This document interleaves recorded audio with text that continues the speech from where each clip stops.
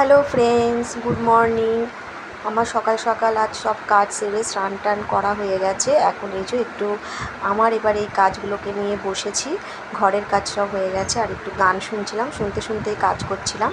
তারপর চলে এলাম রান্নাঘরে, কারণ এবার রান্নাটা বসাতে হবে। 9টা বেজে গেছে, আর আমি একটু তাড়াতাড়ি রান্না বসিয়ে দিই, কেননা আমার ছেলে স্কুল থেকে এসে ও 12টার সময় পড়তে যায়, তো আমাকে তার আগেই রান্নাটা করে নিতে হয়, কারণ ও পড়ে আসে প্রায় 2টো বেজে যায়। অত বেলায় আর ওকে ভাত খাওয়ায় না, তাই 12টার সময় ভাত খাইয়ে ওকে পড়তে পাঠায়। তা যাই হোক, চাল তো নিয়ে নিয়েছি, এই চালগুলো এবার ধোবো। আর এদিকে ভাতের হাঁড়িও বসিয়ে দিয়েছি। বেসিনে অনেকগুলো বাসন পড়ে আছে, বাসনগুলো এখনও ধোয়া হয়নি, ধুতে হবে।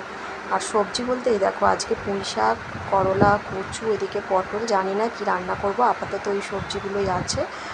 আর আমার বর এদিকে মাছ এনে দিয়েছে, মাছগুলো এখনও বাছা ধোয়া কিছু হয়নি।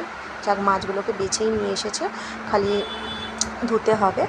আর ছেলে ওই চারা মাছগুলো খাওয়ালে তো ভালো, কিন্তু খেতে পারে না, কাঁটার জন্য খাওয়াতে অসুবিধা হয়, তাই ওকেই কাটা মাছই খাওয়াই। ঠিক আছে, চলো, টাটা।